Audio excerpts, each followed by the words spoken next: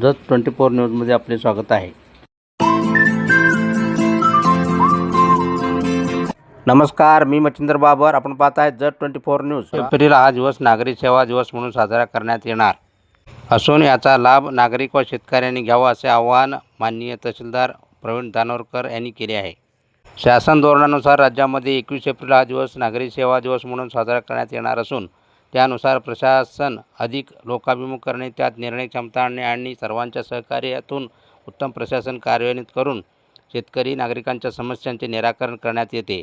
जत तहसील अंतर्गत मागील 1 वर्षामध्ये शेतकरी नागरिकांचे क्षेत्रस्ताबाबत कलम 143 नुसार 36 दावे, कलम 05 नुसार 61 दाखल दाव्यामध्ये निर्णय देण्यात आलेला आहे.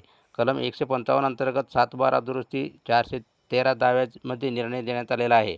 पुरवठा विभागातील अन्न सुरक्षा व अंत्योदय योजनेअंतर्गत एकूण 8,200 लाभार्थी यांना धान्य उपलब्ध करून देण्यात आले असून रेशन कार्डवरील नावे कमी जास्त करणे, ऑनलाईन करण्याबाबत एकूण 1200 अर्जावर निर्णय देण्यात आलेला आहे.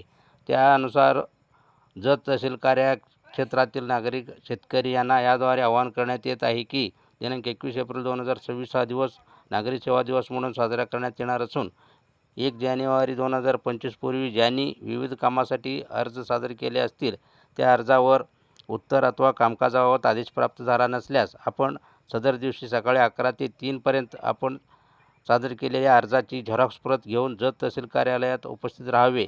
त्या दिवशी सदर अर्जावर निर्णय करण्यात येईल अथवा उचित कारवाईसाठी आपणास तात्काळ कळवण्यात येईल असे जतचे तहसीलदार माननीय प्रवीण दानोरकर यांनी प्रसिद्धी पत्रकाद्वारे कळविले आहे.